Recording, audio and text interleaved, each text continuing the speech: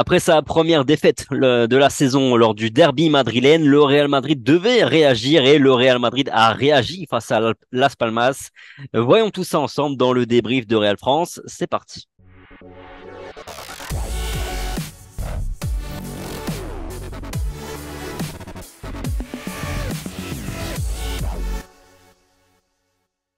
Bonjour à tous, bonsoir, j'espère que vous allez bien. Ravi de vous retrouver ce soir en direct du Bernabéu pour moi pour faire un petit débrief de ce match entre le Real Madrid et Las Palmas. Victoire de but à zéro des Merengues. On va débriefer ça avec Coralie. Salut Coralie, comment ça va? Salut Thomas, ça va et toi? Écoute, ça va, on a vécu plutôt une bonne soirée de football. On va revenir Ouais. sur ça. Mais comme d'hab, petit résumé de cette rencontre, c'est un euphémisme déjà de dire que le Real Madrid a dominé la première période, une domination que l'on croira stérile jusqu'à la dernière seconde de jeu et ce but finalement de Brahim Diaz. Mais avant ça, Rosselló, Rodrigo, même Nacho s'y sont essayés sans trouver le chemin du but.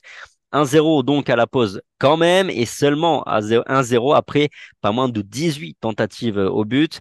En deuxième période, le Real Madrid va pareil dominer la rencontre. Ils vont finalement réussir à marquer le deuxième grâce à Rosselló qui avait été malchanceux jusque-là.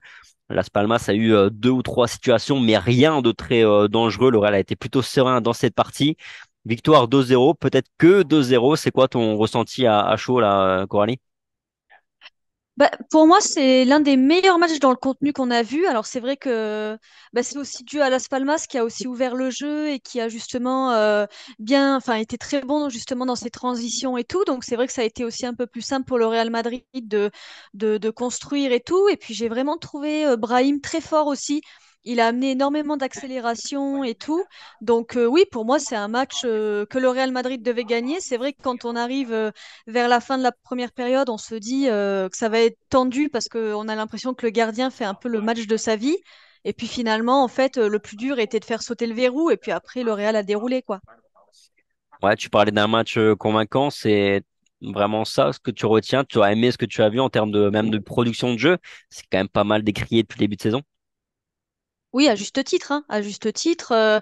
C'est vrai que j'ai trouvé la première période bonne et je trouvais même qu'il y avait des appels, même en profondeur et tout. Enfin, il y avait un peu de mobilité, ce qu'on voyait pas forcément dans les autres matchs. En plus, c'est vrai que pour une fois, le Real Madrid prend pas un but dans les 5 premières minutes, parce que c'est vrai que depuis le Mhm. début de la saison, c'était un peu ça, et surtout face à ses ex un peu. Donc non, j'ai trouvé la copie plutôt bonne.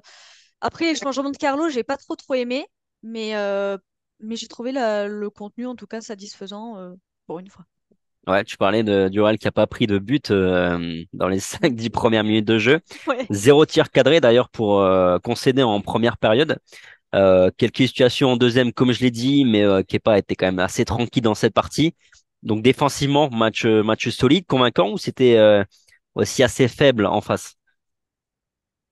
Je pense un peu des deux parce que j'ai trouvé Nacho très bon. C'est vrai que quand Alaba est sorti sur blessure, j'ai trouvé que c'était le mieux de faire aussi passer Nacho en défense centrale.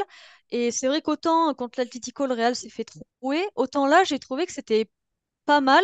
Après, comme tu dis, c'est vrai que l'adversité, c'était pas non plus exceptionnel, mais quand même, dans certaines transitions et tout, je les ai trouvés assez bons. Après, on verra ce week-end face à Gérone. C'est vrai que c'est un peu le match clé. On verra aussi ce que le Real vaut à ce moment-là parce que Gérone est en grande forme. Mais franchement, c'était un match en fait guillemets simple et le Real a réussi à pas tomber dans le piège. Donc, c'est ça qu'il faut retenir. Ouais, puis petit hommage aussi à cette équipe de Las Palmas, joueuse. Et puis je trouve Mm. assez intéressante. Techniquement, ça ressortait vachement bien derrière. Ah ouais. C'était pas facile Ouais. de récupérer le ballon. Après, offensivement, clairement, il manquait de poids pour faire plus mal que ça à ce Real. Pour toi, ce 4-3-1-2 là fait vraiment sens ce soir ou pas? Parce qu'on avait Joselu, Rodrigo, Brahim Diaz sur la pelouse devant, et dont ce dernier peut jouer, on le sait, sur le côté droit. Est-ce que pour toi, ça faisait vraiment sens de rester avec ce système ou t'aurais préféré revenir sur un 4-3-3 plus classique?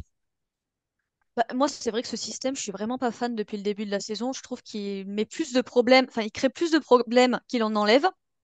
Mais après, on a quand même vu ce soir que Brahim était quand même assez mobile, quoi. C'est vrai que ça faisait pas le diamant comme avec Bellingham où tu vois vraiment le schéma, tout ça. Brahim, à des moments, il se retrouvait sur le côté droit. Des fois, c'était Rodrigo. Enfin, j'ai trouvé qu'il bougeait vachement plus que d'habitude. Alors, est-ce qu'aussi c'est parce que Brahim est un joueur un peu plus offensif, entre guillemets, que Bellingham? Mais moi, j'ai trouvé que ça faisait sens. Rossellou, bah, il a essayé, il a fait énormément de choses et tout, mais ouais, pour moi, ça faisait sens. C'est plus ces changements que j'ai pas compris, tu vois. À la rigueur, pourquoi il n'a pas laissé Brahim, qui faisait un très bon match, pour moi, c'est l'homme du match, plutôt que Rodrigo, que j'ai trouvé encore très fade aujourd'hui. Hmm. Et surtout, quand il fait rentrer Vinicius, bah, il enlève Rossellou. Et tu te dis, bah, justement, ça aurait pu être intéressant de voir Vinicius avec Rossellou et puis peut-être un ailier droit. Donc, ouais, c'est vrai que j'ai pas trop compris ces Ouais. changements. C'est vrai que tu parles d'efficacité. 18 tirs à la mi-temps, je l'ai dit. Bon, on Mm. finit à 21, donc c'est vrai que ça s'est calmé quand même en deuxième. Il y a plus entré dans une phase de maîtrise aussi. Il y avait un bon gardien en face ou vraiment la mire, elle était mal réglée là côté Madrid. Je pense un peu des deux. Je pense que le gardien en face, il a fait un peu le match de sa vie, comme les trois quarts des gardiens face au Real, parce que bah, c'est normal, hein, c'est un peu le match de l'année pour eux. Mais j'ai trouvé qu'aussi, il y avait énormément de tirs qui étaient sur le gardien aussi. Et puis à un moment donné aussi, quand Brahim, il tente un espèce de piqué et qui finit à côté, bon, il est hors jeu, donc c'est pas grave. Mais j'ai trouvé quand même que ouais, le Real a pêché dans le dernier geste. Ouais, je suis d'accord. Quelques frappes quand même un peu molles où ça met 2 heures Ouais. pour armer la frappe. Le mauvais contrôle de Brahim Diaz quand Joselu l'envoie tout seul face au gardien. Enfin, ouais, il y a quand même quelques situations vraiment de maladresse. Puis le gardien sort aussi sans doute de trois belles. Tu parlais du coaching de Carlo Ancelotti qui t'a assez déplu. Alors il a remanié un peu son équipe. Il a fait souffler quelques éléments comme Bellingham, Modric. Il a préservé Carvajal aussi. Et Vinicius également coup d'envoi qu'il a relancé en cours de match. À ce niveau-là, c'est quand même plutôt une bonne gestion, non? Oui, parce que c'est vrai que je pense que Ancelotti avait aussi coaché le match contre Gérone, c'est un peu ce qu'on dit, c'est celui-là le gros match et tout. Et puis je pense qu'il se doutait quand même que Las Palmas, même avec entre guillemets une équipe un peu remaniée, tu pouvais faire quelque chose. Après, moi j'ai trouvé frileux ces changements parce qu'il garde en fait ces quatre milieux de terrain alors qu'il n'y a plus rien à jouer en fait. Et tu te dis pourquoi tu laisses pas Brahim qui s'amuse, machin, pourquoi tu laisses pas Rossellou qui était bien et tout, pourquoi tu tentes pas un peu autre chose? Ouais, j'ai trouvé ça un peu ouais comme d'habitude, quoi. Ça manquait de folie. Ouais, je suis un peu d'accord avec toi en ce sens-là. Ça fait 2 fois d'ailleurs qu'il sort Rossellou juste Mm. après qu'il marque, ce qui est un peu dommage parce qu'on sait à quel point la confiance joue dans l'esprit d'un attaquant, tout ça, donc je suis assez d'accord. Par contre, bonne nouvelle aussi, on a revu Dani Ceballos qui franchement Ouais. fait, enfin, je trouve une entrée de fou. Ouais, bah, c'est vrai qu'on avait un peu oublié qu'il était au club parce qu'il a commencé la saison un peu blessé. Et puis ouais, il fait une entrée de fou. Bah, déjà, il a toujours eu la hargne. Et puis techniquement et tout, tu vois que c'est vraiment un joueur qui fait des différences. Alors après, c'est pareil, tu vois, j'espère qu'il aura du temps de jeu parce que vu que Kroos et Modric sont restés, en fait, je vois pas trop quel temps de jeu il peut réussir à avoir cette année. Mais là, c'est vrai que les premières minutes qu'il a pendues, bah ouais, je pense qu'il a montré à Ancelotti qu'il en avait encore bah, sous le pied, il avait envie et qu'il voulait clairement être dans la rotation cette saison, quoi. On est en train de faire la transition là sur un peu sur les top et flop, enfin, sur les perfs individuels. Tu ressors qui toi en homme du match? C'est vrai que juste avant là, en faisant un petit peu sur les notes, je disais mais il n'y a pas de perf. Enfin, je trouve qu'il n'y a pas de perf qui sort vraiment au-dessus du lot. Moi, j'ai trouvé Brahim. Pour tout ce qu'on a dit, le fait qu'il a accéléré le jeu, le fait aussi qu'il a énormément pressé, ses appels. Enfin, vraiment, je l'ai trouvé hyper bon et puis en plus, il marque le premier but. J'ai bien aimé Kamavinga aussi. Que J'ai trouvé vraiment très bon au milieu de terrain aussi. Enfin, il était partout. J'ai trouvé que, enfin, ouais, il orientait énormément le jeu. Il avait faim. Même, tu vois, plusieurs récupérations et tout sur les attaques venaient de lui. Et même Valverde. Valverde, je l'ai trouvé pas trop mal aussi. Bah moi j'associerais le duo en fait Kamavinga Ouais, ouais. Valverde. Je trouvais les deux très bons. Kamavinga, enfin Tchouaméni aussi. Je trouve que le milieu était bon, même si je le mettrais un poil en dessous parce que quand même quelques ballons qui perdent. Je sais pas si c'est par facilité ou parce qu'il y a de la fatigue, mais milieu convaincant. J'ai trouvé effectivement. Je suis d'accord avec toi. J'avais mis aussi, je crois qu'on a mis aussi Brahim Diaz homme du match pour aussi pour le but, pour le symbole, pour son match. Même Rossellou, Nacho. Nacho Ouais, Rudiger. les deux. Ouais, ouais, ouais. En fait, ouais, tout le monde a fait un bon match à part Rodrigo. Mm. Mais après, tout le reste, moi, j'ai trouvé bon. Et ouais, si je devais ressortir trois performances, je vais y arriver, c'est ouais, Brahim, ouais, Camavinga et Valverde. Ouais, Rosselló juste un petit peu en dessous parce que il en rate un petit peu trop, mais pareil, il fait quand même une copie intéressante. Puis ce qui est bien aussi, et ce qu'il faut noter, c'est que bah, je trouve qu'on le trouve un peu plus facilement. Il se crée les occasions, donc pour l'instant, c'est vrai qu'il pêche encore, mais je pense que s'il Bah, continue un peu à enchaîner, à marquer, il y a des chances que qu'il ait cet instinct un peu plus de tueur qui manque peut-être un peu pour l'instant. le truc, c'est qu'en fait, pour moi, Rosselló, on peut pas lui demander des miracles parce que c'est un joueur qui a 33 ans, il a passé une fois la barre des 15 buts, il a toujours joué dans des équipes de relégables et en fait, il devrait pas être titulaire aujourd'hui au Real. Et c'est vrai, on voit qu'il est disponible, il a de l'envie, il fait des appels, comme tu dis, il frappe, bon ben voilà, sur 5, il en met 4 à côté. Même, t'as l'impression qu'il marque plus de la tête que des pieds, tu sais, ça fait, enfin, c'est assez, bizarre. Et moi, au fond, bah, en fait, t'as plus envie de l'encourager que de le critiquer parce que tu te dis, mais en fait, c'est pas sa faute. Le pauvre, il s'est foutu dans ce bourbier à cause des erreurs de la direction, mais c'est pas sa faute en fait. Et oui, ce soir, bah, pour son niveau, oui, comme tu dis, il fait un bon match. Alors, il en rate deux évidentes, je crois, ou trois, je Ouais, il sais rate plus. deux face à face, hein. Même Voilà. trois. Mais bon, il en met une, donc voilà. Après, comme tu dis, c'est vrai que c'est un peu dommage que Carlo il est sorti après son but, parce que peut-être qu'il aurait pu en inscrire un ou deux de plus, parce que c'est vrai qu'après Las Palmas, tu les sentais enfin, ils avaient pris un coup sur la tête, donc tu te dis, il aurait peut-être pu en marquer plus, et ça aurait encore plus, enfin, pour sa confiance et tout, ça aurait été encore, ça aurait été top. Mais bon, c'est comme ça. Ouais, mais tu fais bien de remettre un peu en contexte Rosselló qui normalement devrait être un remplaçant, enfin c'est son niveau. Ça pourrait être une très bonne doublure, je trouve, au Real Madrid. Voilà, le statut de titulaire, c'est un peu lourd, c'est un peu trop lui demander, je suis d'accord avec toi. Bah, le truc, Euh, c'est en fait, il vient pour remplacer Mariano à la base des bases. En ouais, fait, c'est celui qui bien sûr. vient pour suppléer Mariano. Et tu te dis, il se retrouve titulaire, le pauvre, mais c'est. Enfin voilà, et quand tu vois les gens qui l'insultent, qui machin, bah non, mais c'est pas sa faute. Si le board a mal travaillé cet été, bah c'est pas la faute de Rossello. Il vient pour remplacer Mariano, il se retrouve à remplacer Karim Benzema, effectivement. Quelle horreur! C'est pas la même. Les attentes sont forcément pas les mêmes, mais c'est pas trop de sa faute. On Bah non. parlait de Rodrigo, que tu Mm. trouves un peu en dessous sur ce match encore, je suis d'accord avec toi. Globalement, tu trouves comment son début de saison? Il est quand même les deux trois premiers matchs, il était pas trop mal. Enfin, on se disait c'est celui qui s'adaptera plus facilement à ce nouveau système parce qu'il avait cette capacité déjà à jouer un petit peu partout en mode électron libre. Mais il y a quand même un vrai, je trouve, un vrai déficit d'efficacité. Ouais, et puis alors c'est vrai que ce soir, il donne une passe décisive, donc ça sauve un peu son match. Mais moi, en fait, je le trouve. Enfin, bon nulle part. Je sais pas comment l'expliquer. Tu vois, il est pas mauvais partout, mais il est bon nulle part. Il excelle nulle part. En fait, quand tu le regardes ce soir, tu te dis, bah en fait, il traverse la rencontre sans vraiment peser dessus, quoi.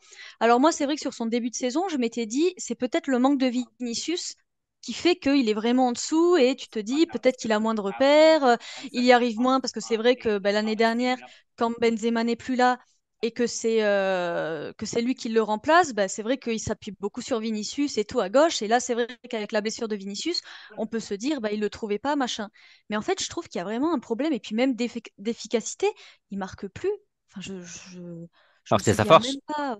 c'était une Bah ouais, force. c'était sa faute. C'est vrai, on disait tout de suite, on disait quand même, bah voilà, il est meilleur, il est plus adroit entre guillemets que Vinicius devant les cages. Machin, il a cette faculté-là bien plus innée. Et puis là, finalement, bah ouais, et puis il est neutre. Je sais pas comment l'expliquer, il fait plus de différence, alors qu'aussi sa force c'était d'être hyper bon dans les petits espaces et tout, et t'as l'impression qu'il l'utilise même plus. Donc je Hmm. sais pas si c'est une consigne d'Ancelotti, s'il est pas bien aussi dans cette espèce de 4-4 de diamant et tout. Mais oui, je trouve que c'est assez inquiétant. Ouais, je suis d'accord avec toi. Mais je pense que le retour de Vinicius va lui faire du bien, puisque Vinicius va davantage, on va dire, attirer l'attention de la défense adverse. Ça va lui donner un peu plus d'espace, de liberté. Et je pense que forcément, ça va l'aider. Il y a un joueur dont on n'a pas parlé, Ferland Mendy. Tu l'as trouvé comment? Convaincant, non? Oui, ça va. Oui, oui, franchement, c'est non, il fait son match. Alors c'est vrai qu'à un moment donné, là, il fait une espèce de percée où il perd le ballon. Tu te dis, voilà, enfin voilà, la poussée de balle est un peu trop grande. Mais après, il fait son match. Après, comme on a dit, au fond, ils ont tous fait leur match. Quand tu gagnes 2-0, machin, comme on avait dit, Las Palmas n'a pas non plus été hyper dangereux. Donc oui, franchement, c'est un bon match aussi de reprise pour lui, parce qu'il a été blessé depuis enfin, depuis longtemps quand même, enfin, depuis la pré-saison. Mhm. Donc tu te dis, bah, c'est bien, il reprend doucement et maintenant il faut que le corps suive, quoi. Ouais, je suis d'accord. Moi, je trouvais ouais, convaincant. Après, l'adversité offensive, on l'a déjà évoqué, était pas non plus folle. Donc, il faudra voir évidemment quand le niveau va s'élever. Mais en tout cas, c'est important, je trouve, de le remettre vraiment c'est le plus rapidement possible, puisqu'on a bien vu quand même qu'avec Fran Garcia, il y avait une vraie limite sur le plan purement défensif. Et que, bah, en tout cas, dans le système de Carlo Ancelotti, dans ce qu'il a envie de mettre en place, on va avoir besoin assurément d'un bon Ferland Mendy. Ouais, mais Euh, après, moi, je trouve que justement, dans le système qu'il veut mettre en place, t'as intérêt à avoir des latéraux qui montent. c'est Parce vrai. que vu que bah, tu as en fait deux mecs qui sont dans l'axe, si t'as pas des latéraux qui montent, alors après, voilà, comme on dit, on verra quand l'adversité sera plus grande, ce que Mendy fera et tout. Mais rien que, voilà, ce week-end, on verra comment il sera défensivement, on verra comment il sera aussi offensivement, et si le 4-4-2 diamant de Carlo va marcher. Parce que c'est vrai que bah, contre l'Atlético, ça n'a pas du tout été ça. Ouais, c'est vrai que sur les latéraux, on est quand même toujours encore très, très, très limite. Mm. Pour terminer, j'ai une petite stat là à te faire passer que j'ai vu passer juste avant de faire le débrief. Le Real Madrid a souffert de 8 blessures cette saison. C'est une de plus que le nombre de matchs disputés, 7. C'est un peu flippant quand même cette stat-là. Cette série qui s'enchaîne. Parce que là, tu perds Ouais, là-bas. bah, c'est ça. Et puis en fait, en plus, c'est des grosses blessures, quoi. Je veux dire, Courtois, Militao, c'est fin de saison. Güler, ben, en fait, tu l'auras pas eu d'août à octobre, voire novembre. Donc tu te dis, ça fait quand même 2 mois. Et moi, je pense que bah, déjà l'année dernière, parce que les blessures touchent un peu tout le monde, hein. Quand tu regardes, t'as un peu tous les clubs qui sont touchés. Et moi, j'ai une théorie là-dessus. Je pense qu'en fait, le Real Madrid est plus touché simplement parce que le Real, l'année dernière, a joué plus de matchs. Il y a eu la Coupe du Monde, il y a eu la Coupe du Monde des clubs, la Super Coupe. En fait, le Real, bah, voilà, a plus joué. Et je pense qu'aujourd'hui, bah, ils en payent un peu les pots cassés, quoi. Ouais, blessure à l'adducteur pour David Alaba. Mm. Bon, en tout cas, le Real Madrid repasse en tête de ce championnat espagnol. Tu trouves que c'est vraiment important que le C'est Real. c'est Gérone, non? Oui, pardon. Bah, on repasse devant le Barça. En tout cas, c'est ce à quoi je pensais. Pardon. Oui. Pardon, j'oublie Rijuana. Mais c'est important pour toi psychologiquement d'être devant le Barça? Ouais, après là, c'est encore un peu tôt. Moi, je pense que on verra comment ça avance. Tu vois, déjà la prochaine trêve et tout, être devant eux, c'est mieux. Mais et puis le Classico. Là, après, c'est vrai qu'il reste encore tellement de matchs. Tu peux pas encore dire, voilà, c'est mieux ci, c'est mieux ça, parce qu'en plus le Barça, on a vu qu'il carburait quoi avec les deux Joao et tout. Ça commence à vraiment ressembler à quelque chose. Donc on verra au fur et à mesure de la saison. Après, là, oui, c'est sûr que c'est mieux d'attaquer le week-end qui arrive en tête, quoi. Ouais, c'est justement pour ça que je te dis ça parce que moi j'étais quand même assez inquiet là après après que le Barça nous repasse devant après l'Atlético parce que je vois simplement plus de potentiel machine à gagner côté Barça que côté Real parce que je pense que nous on va traîner toute la saison de toute façon les problèmes de finition. Donc moi je trouve que c'est très important qu'on reste devant parce que je crains en tout cas que quand le Barça va nous passer devant qu'ils vont mettre assez rapidement je trouve je crains la mainmise sur cette Liga. C'est pour ça.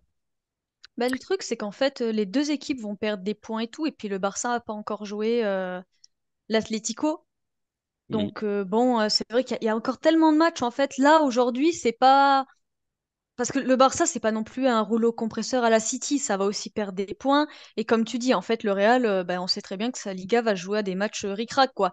On l'a déjà vu en début de saison où c'était Bellingham à chaque fois qui marquait dans le temps additionnel.